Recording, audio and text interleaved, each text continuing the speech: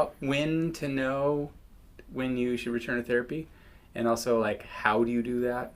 I guess it's different for different people. Just use your phone. Well, I mean, like some people are like, oh, do I have to like get all set up as a new client and like get on your wait list or whatever? It seems like most maybe we don't need to say that part, but most therapists I think are like, yeah, you can contact me and I'll get you back in or whatever. But some people maybe have a different way of going about that. Well, there is a different there is a process that has to happen to some extent. Yeah, like this sort of got to sign off again, like kind of get restarted.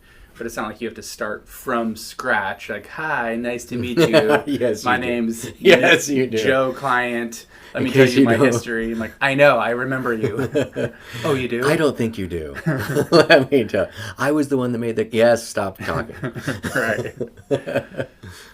So how to know? How to know? What are some of your ideas?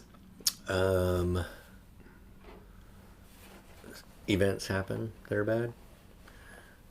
So some kind of event happens that you didn't anticipate, and then you're reacting to it not how you want. Death in the family would be the obvious one. I had people come back because they got in a car wreck, actually, and then they have nightmares. Then they're like, hey, do you do this EMDR thing? So something happens that sort of warrants a need in them, or even maybe like nothing happens, but they sort of see their reactions, their how they're functioning. It's sort of like, I always think about like the threads coming loose, or like the wheels are starting to like wobble and shake, and you're like, okay, we need a tune-up. Yeah. Yep. Okay. Love it. Yeah. I think Let's get ready to transform the world of therapy. Transform your image. It's only like going to be probably one more episode, and then we're going to go viral, and Joe Rogan's going to call us. I think he's going to be like, you guys have got to be on this show because no one knows anything about therapy except for you.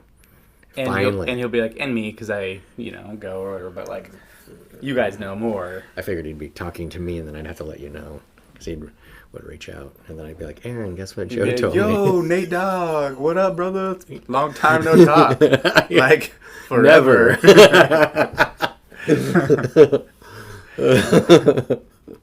Okay. Hi, everybody. Welcome to the Joe Rogan podcast. I mean, sorry.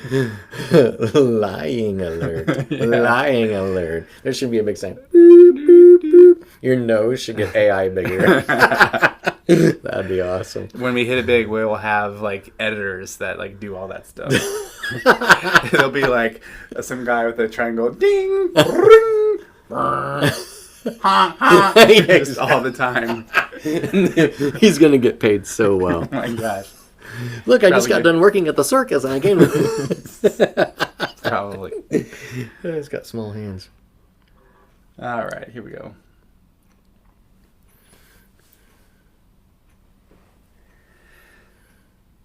Hi, everyone. Welcome to the Shrink Think podcast. We are a little sleepy today, but still so excited because we've got a massive sale going on. Just kidding.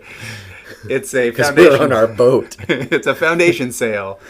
No, we, some of you out there have been listening for a long time. We are like over 250 episodes. We've been going on, 5-6 years almost. This is like our 6th year for this podcast.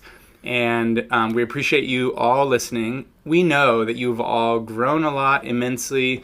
Some of you maybe listened for a while and you thought, this is great, awesome, learning a lot. And you decided, I think I need to go to therapy because you guys have convinced me of some things I probably can work on. I've done some of my own self-help, and maybe read some books, talked to some people, and that's been good. But there's only so much you can do. And maybe some of you also more recently have done some stuff with AI and learned some stuff about yourself and realized, I need to talk to a therapist about this. And you've done some work and maybe you stopped going and life goes on. You're doing pretty well.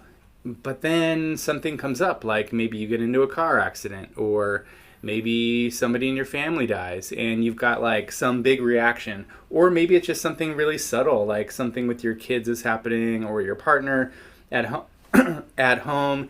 and you find yourself reacting in ways that you're like, man, like I used to be able to manage this, or I'm finding myself responding in ways that I don't really like, and I don't really understand where that's coming from or why. And maybe it's kind of going on and on. It's like becoming a pattern and you don't like it. Well, this might be the time for you to consider going back to therapy. Returning to the therapy zone. I just made that up. Feel free to use it. Yeah, it's like Back to the Future, except it's not. Right. It's back to the present, which probably is what needs to happen. Yeah, sometimes, you know what, when you go to therapy, you sort of work on some deep layers of stuff. Maybe, hopefully, if you're with a good therapist, you deal with the root of the problem, where it came from, and you deal with what's happening right now, and you develop some new coping skills for that. But a lot of times what may happen is you run into something new that you're not familiar with, or your system doesn't know how to respond to, and it goes back to maybe an old way of coping or reacting, or maybe even you are dealing with something in your, like I mentioned, your partner relationship or your parenting, and you get to a deeper layer of something that just you couldn't have gotten to earlier on, not because of failure on your part or a failure of therapy, but just you get to a deeper layer of it that was exposed, like peeling back an onion, and now here you are needing some new version, updated version of your skills. One of the things that happens, so I'll clarify starting off here, which might sound weird right now, but your therapist is not your friend, right? We had an episode that literally was titled that. Wait, they're not? No. Like, you don't not. just go grab a beer with them, or like, hey, let's go to the fair together. The fair, yeah. No. No, you don't do that. But the reason I bring it up is because one of the things usually that happens when you go to therapy, part of why it works, or part of how it works, is you build rapport, right? So you get to know them, you like your therapist. So what happens as you're working on whatever goal that you have is other things come up and you are processing things. Now you're going in one direction, whatever that direction is. And the reason you exited therapy was because you got to a place where you're like, oh, this is where I was kind of hoping to get. Maybe it wasn't exactly as you thought, or maybe it was better than you hoped, but you know, like, I'm kind of done. Yeah, I mean, one way of thinking about that is like either you reach your destination, you know, like I've arrived at this town, or maybe it's like you get back onto like a main road and then you see the signs and you're like, oh, it's only like 100 miles from here or 50 miles from here. You're like, okay, I can kind of finish this trip myself. So one of the things that happens when you're not in therapy anymore is you are not in that relationship with your therapist anymore. And which is fine. It's kind of supposed to be like that because like I started with, we're not your friend in that way. But what can happen is you can get to a harder place in life where you are used to processing that type of thing with a therapist, and you become aware like of the emptiness of being alone, of being in a situation where I'm like, man, I don't really have anybody actually to talk to. And it kind of comes to you like, oh yeah, last time I got here, that's when I actually got into therapy, was in a similar spot.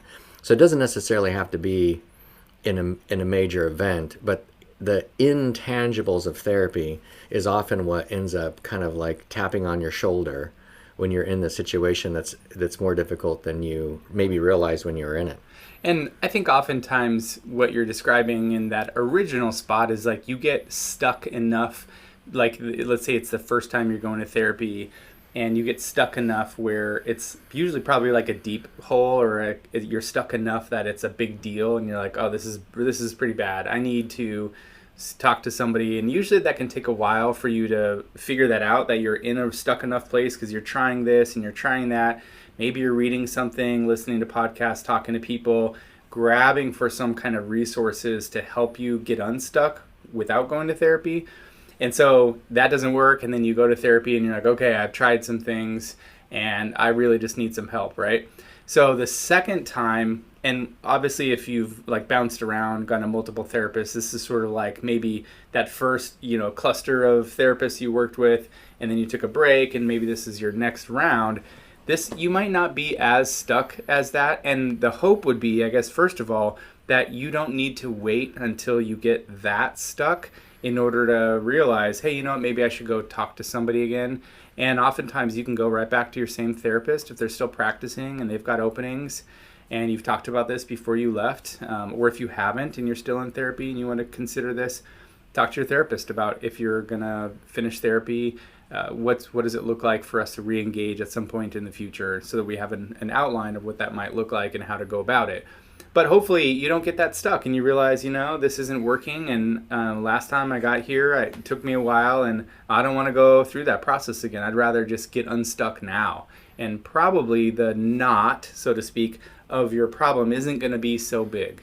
Yeah, one of the things that what I hope that you don't do is get worried about what you're supposed to do or how it's supposed to be, which is kind of why I thought of doing this episode. And then you just put it off. And let me add one more to those.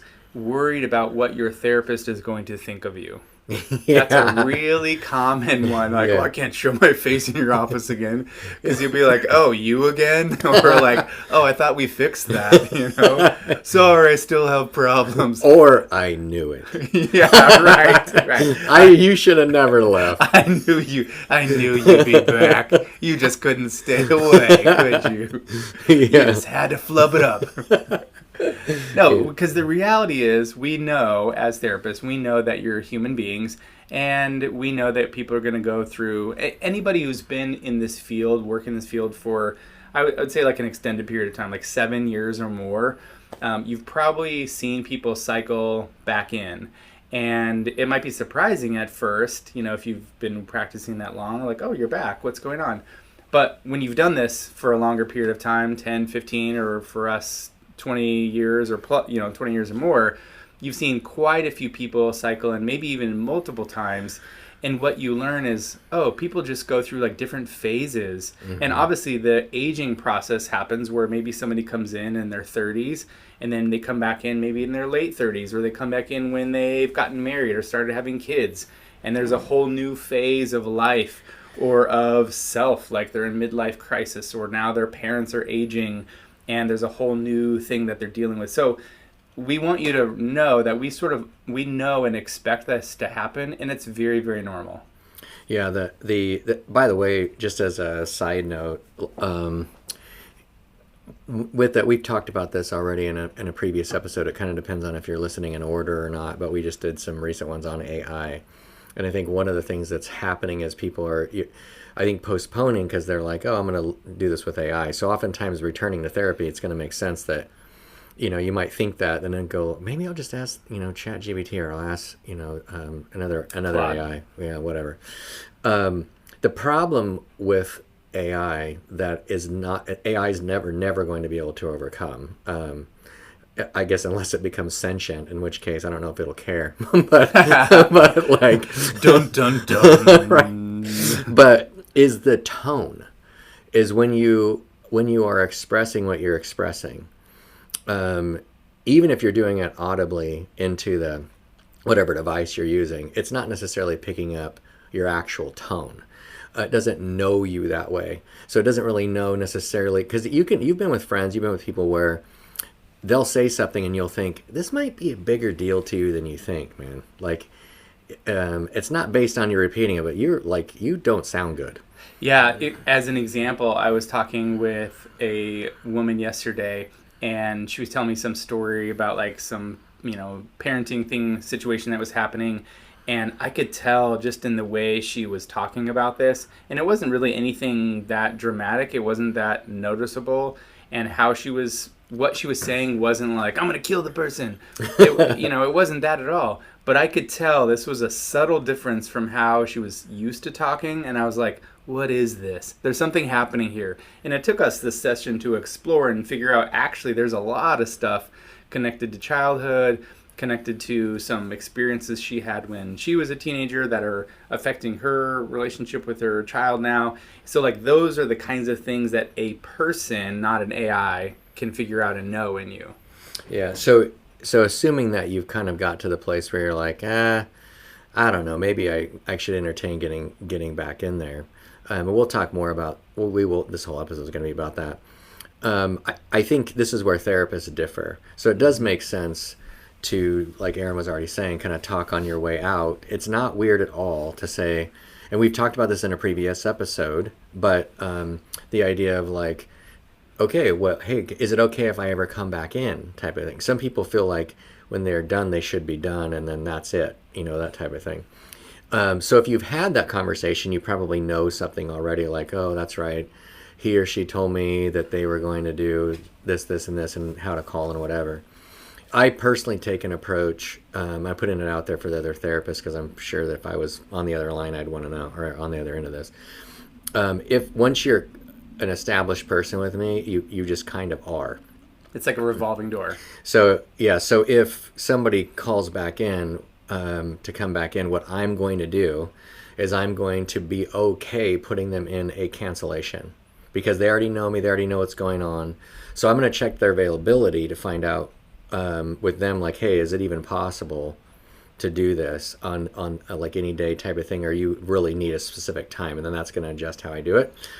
The other thing is that I have a form that is an update form. So it's similar to the original assessment somebody came in, but it's shorter. It assumes that we already know each other, and it asks, for example, one question that's on there is, what has changed since we last met?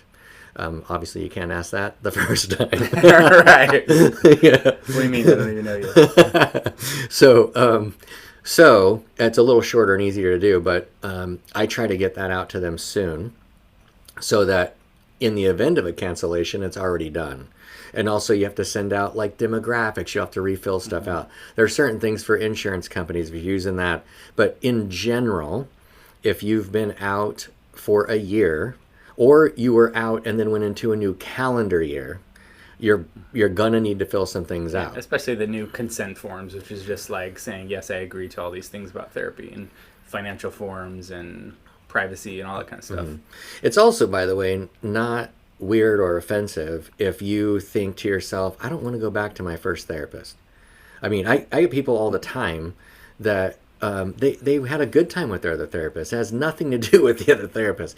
But they come and they're like, I just wanted, my friend saw you and I thought, and I was seeing this other person and I thought, it might be interesting to try to get a different perspective, so that happens pretty often, actually. And I'll say from our perspective as professional counselors, we are not offended. I mean, there's like a part of us that's sort of curious. I'm like, oh, I'm wondering, why you chose to see that other person. But when we see clients like what you just said, where they said like, oh yeah, I saw this other therapist and they're great, they helped me, and I wanted a new perspective. I think that sort of fills our curiosity of like, oh, I wonder if people just needed a different experience. Maybe sometimes it's even you saw a man first and then you wanted a female perspective on something, or maybe you wanted somebody who had a different kind of an approach.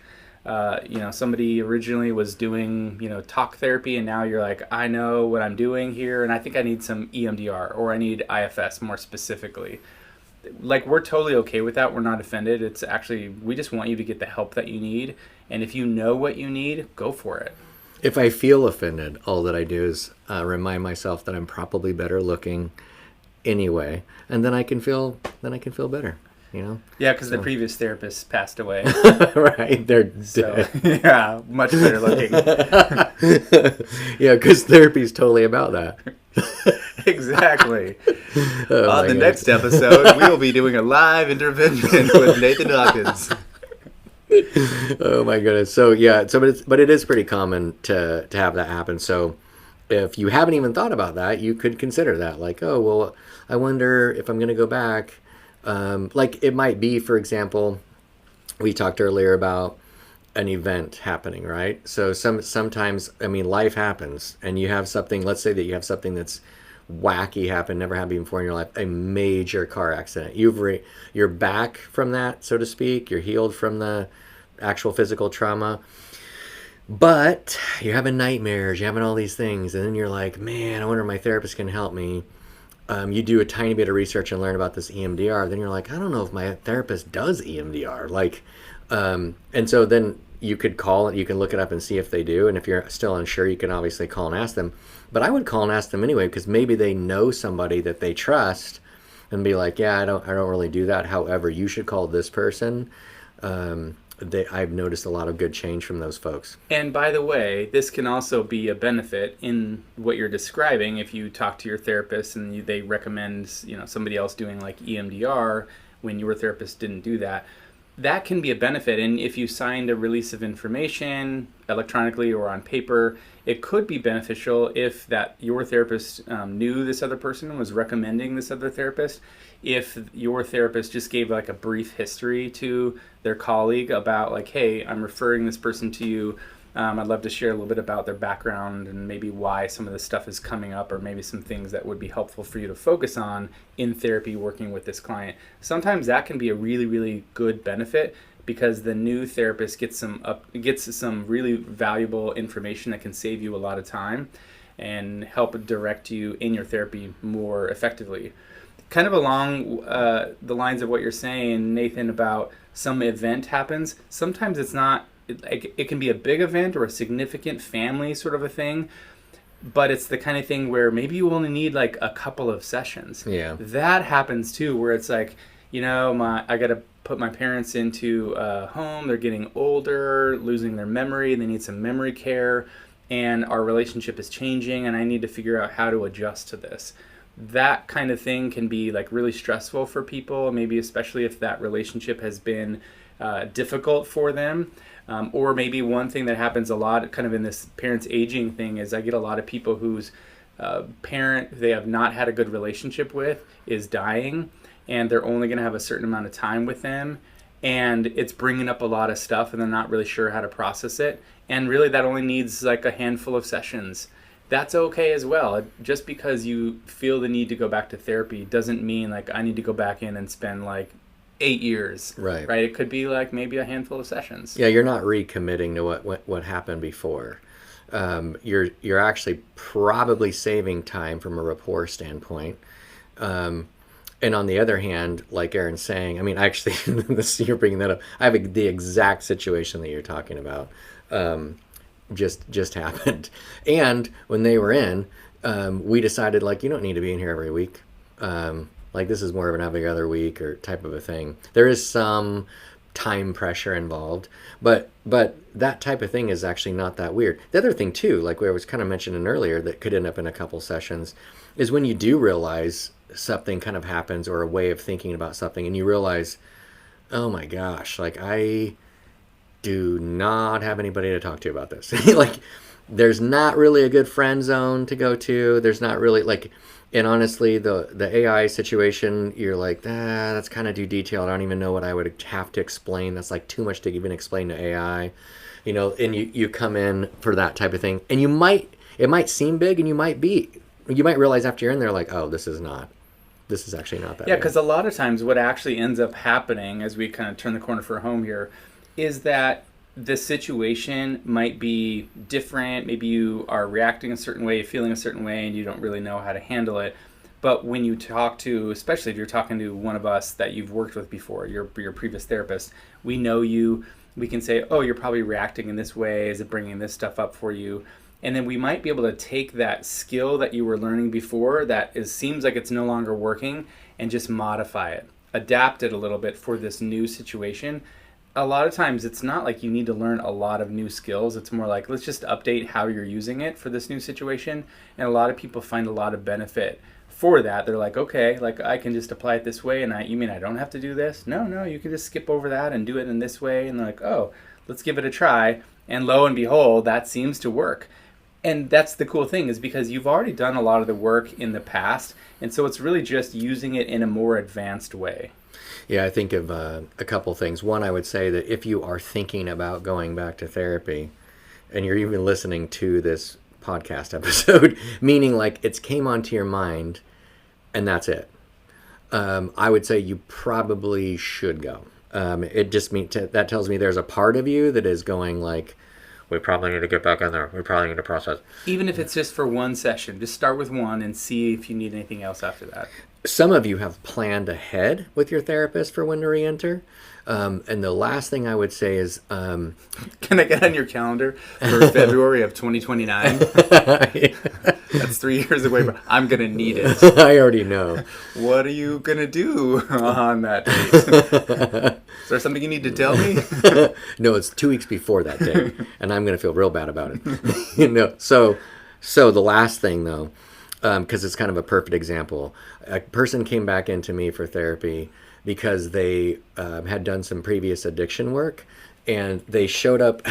I said, "What are you doing?" He goes, "To be honest, I just know I probably should be here, because what happened was I showed up in a Plaid Pantry parking lot and freaked out." And I'm like, "Why?" "Well, because what they would typically do before is they would go drink, or they would somehow do something." He said he didn't do that, but he didn't also know why he did it. So he just pulled in the parking lot, was like, "What am I doing here?" And so so I'm saying that to say there are some circumstances where you just know, you almost kind of know nothing, but you know that that's a problem. So I guess in ending with that, we will head for the old house. Have a great day. Nice. That turned out well. It surely did, Evan. And I'd like to thank all of the little people around here. Thank you, thank you, thank you. So the 3 cameras? Yeah. Nice. You're pretty cool. Hello! Somebody had their coffee this morning. 4 cups. In a row. All at once. 4 cups. Is that why your shirt is stained? No, I used an IV. It was a